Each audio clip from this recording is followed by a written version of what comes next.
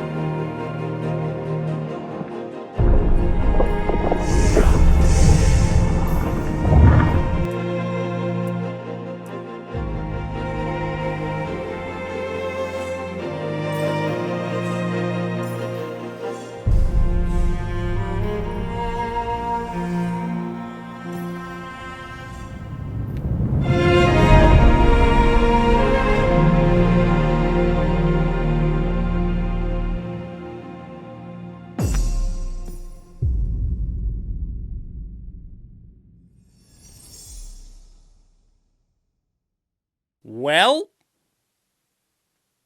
that happened.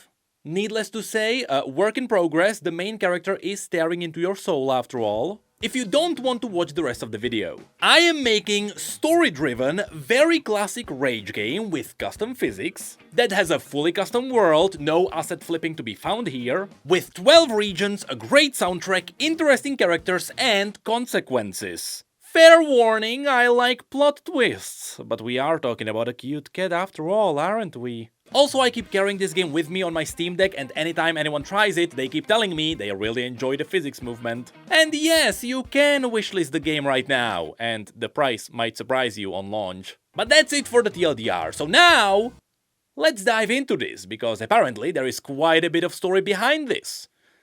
Literally, I'm afraid. So, time for some real-life lore. The year was roughly 2021, and I realized that besides making YouTube videos and streaming and being a husband with 2 kids, I did have about 2 hours of free time every day before I physically collapsed. And I thought to myself, I could probably use that for something productive. Now, every single year before that, I did try to do something interesting with that time. At first, I learned Blender to make some 3D animations for my videos. The next year, I used that time to make the biggest video I ever made, which ended up with me making a CGI movie about myself while coordinating about 30 other creators. And the year after that, I got baited by all the game developers who keep making games on their own. To be honest, I was always curious about how games were made. It is one thing to talk about how a game could be good, but to actually do it? Well, that is a world with a lot more questions. How do you make a 3D model? What kind of models are considered optimized? How do you texture stuff? What even is UV mapping? What is good level design? How the heck do you make VFX? How do you make music? Is it possible to just make your own physics? And after you magically make a game, how do you release it? How do you patch a game? How do you put in achievements for Steam? And how difficult is it to make multiplayer? Too difficult, it turns out. My game doesn't have it. But all of these were questions I wanted to learn about on my own. Because to me it felt like only after I could do all of these, I could properly criticize other games. Which again means, yes, I had to do all of these on my own, at least at the beginning. You see, the first time I actually dabbled in the idea of making my own game was around the year 2018. It was only a couple of years after Undertale, and that's where all the indie games made by a single person kept blowing up. Which is when I thought, what if I try to do that too? And so I just tried a few different things. I tried using GameMaker, I tried Unity, I did the classic of following Bracky's tutorials, but it all ended up with the same issue. I had to learn a coding language, and for some reason it just wasn't clicking in. I understood what I had to do, but I just couldn't remember what kind of a code I had to execute, and so, for a couple of years, I just dropped it. But then I found out about something magical. You see, there was an engine that I was always scared of, because it was always seen as the biggest one and the most complex one. But it also happened to have the perfect tool for all the people who wanted to try game development for the first time. It is called visual scripting, which means you drag a lot of spaghetti around. Yes, instead of writing your code, you literally drag spaghetti around. And if you manage to connect the right kind of spaghetti, stuff just happens. Which means that yes, I was looking into Unreal Engine. Spoiler alert, my game is in Unreal Engine 5.4. Now, after researching Unreal's visual scripting, which is called blueprints, I found a lot of forum posts where people talked about how the blueprints are very limiting. Eventually you will run into a wall and you will have to write your own code. Which, naturally, scared me. But then I ran into the game Choo Choo Charles. It turns out this game is made by a dev who only used blueprints, which technically meant they didn't have to learn a coding language. If you were resourceful enough, everything could be done with spaghetti. And so, with my courage brought back to life, I continued on the journey I previously abandoned.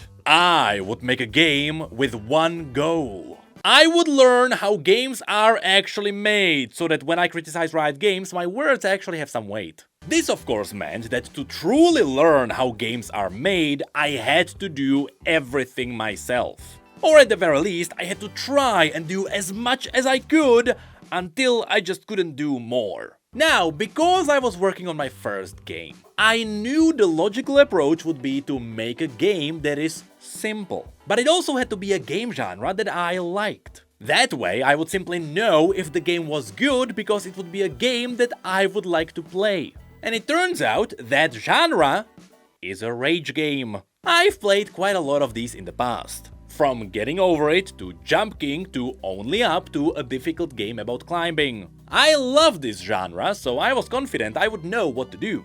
Though the issue I'm running into now is that there are too many people releasing rage games. With most people doing this because these are baits for streamers. But I don't want to do that. Instead, I want to pull off a very unique rage game, and I do have a way to do that. But for now, the point is that a rage game is easy to make. You jump.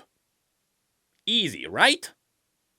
Wrong! Have you ever noticed how much of a gap there is between a rage game that has good movement and one that has iffy movement? Well, all the iffy rage games use the base movement that is usually default for the engine. And I know this now too, because at the beginning I tried to do the same thing. My brilliant idea was to simply make Jump King in a 3D world, while still keeping the mechanics 2D, or making what people call a 2.5D game. Now, the issue is that Unreal Engine has really good and really powerful physics. So my idea was to take those physics and just throw a ball at a wall, and that would be it. But it turns out, the moment you lock the physics into the X and Y planes, everything breaks. In my case, I wanted to have a main character that would have its rotation locked, so that it would always stand up, facing the player. But because the Unreal physics are simply very accurate, sometimes when I threw that character against a wall, the physics wanted to rotate it, because that's what happens in a real world. But my character had the rotation locked, so the velocity would be absorbed into nothing and the character wouldn't bounce. This was a bug I finally figured out after 9 months, which eventually meant I had to hardcode parts of the physics myself. But alas, after a lot of time and a lot of iterations, I succeeded. So now, from what people told me during all the tests, the jumping feels really solid. Which meant it was time to move into the next part. Building the world. Once again, because my silly goal was to make everything myself, I started building the world from the ground up. And so, at the very beginning, it looked like this. Glorious! Honestly, it took quite a lot of practice with my 3D tools, but eventually I did turn it into something like this. Now, I'll be honest, this kind of stylized art would be enough to ship in a game. It wouldn't be amazing, but it would work. But it still ran into 2 issues. First of all, this simple style that I would be able to pull off would not be great for an immersive world. also, connected to that, I really didn't like the floating platforms in the middle of nowhere. This is what most rage games have, and it kinda breaks the immersion for me. So, to fix this, I had to achieve two things. Turn the world into a believable world, and all the platforms had to be part of that world. And I knew that was something I could only achieve if I got some help. Now, to quickly prove myself that I was going in the right direction, I did buy some cheap assets off of the store to just put together this. Which is where the game started feeling like it did have a cohesive world. But this wasn't my world yet. For that to happen, I had to throw all the assets away and do one small thing. Write the lore for a whole new fantasy universe with 15 different regions, all of which have their own stories. They had different visuals, they had different characters, and all of it had to make sense in a vertical game. It was, in fact, not a small thing. Now, connected to this, there was the actual small thing, which is naming your game. And my game is called Funus. Why Funus? Well, I am aware that it is a very risky name, but the meaning of this word is something that fits the game really well. It is something that you can find through googling. And yes, perhaps it does have some deeper connections. Anyway, after I did that small task, I did send all the lore and all the descriptions to a person that would help me with concept art. After which I took all the concept art and I went to Fiverr. Yep, it was on Fiverr where I got a person that would turn all the concept art into 3D assets. The key takeaway is that these 3D assets were better than mine, but I was only able to modify them and make them fit the world I wanted to see because I previously made my own 3D assets. See, if I didn't do stuff on my own at the beginning, I wouldn't be doing great now. And so, with new assets, the world started looking like this. Which is where I ran into a new interesting problem. There is a good reason why rage games are not 2.5D. You see, your jumping needs to be precise, which is why all the rage games are either 2D or 3D. The moment you do anything in between, you lose precision. And so it did take a lot of tweaking to get things right, but I think we are there. Also, it turns out level design for a video game that is purely vertical is hard. It is no surprise most rage games are asset flips. And that's because all the engines have default tools that help you with making horizontal games. They are really good at creating entire landscapes for you. But the moment you want to go up, ooh, that's an issue. Also, from the level design perspective, if you place a tree somewhere in the background and you go up, that tree will still be there. And you have to pull off a lot of different tricks to make the world seem like it is real while also moving through the environment. Long story short, that was a challenge I did not expect. Which takes us to the next part that makes a world feel immersive, which is music. For this, once again, at the very beginning, I made my own music. This helped me figure out how to compose my own music, but I still knew my music was not that good. I knew I would be able to do something great eventually, however, that would take a while to do. So instead, I took some of the stuff that I made and I found someone else that would make it great. Which means that I would essentially be the director and someone else would be my left and right arm, putting everything together. And that happened to be a person who made some really cool fan themes for League of Legends. I just asked them, hey, would you like to make some music for a video game? And they said yes, and together, we are unstoppable. No, I'm serious, the soundtrack is gorgeous, and I'm really proud of what we're cooking. But I did want to make the music a little bit more fun for a rage game. So I had an idea. What if we make the music react to what the player does? Now, I don't want to spoil what actually happens, but yes, the music is dynamic. Which brings us to another part that again helps us make the world feel immersive. And that is the story. Now, people know that I am a lore lover myself, so my game had to have story. Though I'll be honest, whenever I play indie games, I don't like to read a lot. Instead, I appreciate all the games that give you the story through the environment or item descriptions. Also, I really like games that make the story impactful, which is why I decided to do both. I mean, why don't we have a rage game that is about adventure? In fact, going back to the thought of me liking this genre, I like rage games because I always wanted to see what's the next part of the world. And so I made that the point of this game. What if a rage game has a story? More than that, what if the story has decisions and the decisions have consequences? And so, that's right, behind me, I don't want to spoil the story, so you can see a placeholder of a story decision, which directly brings us into the final challenge I had to tackle.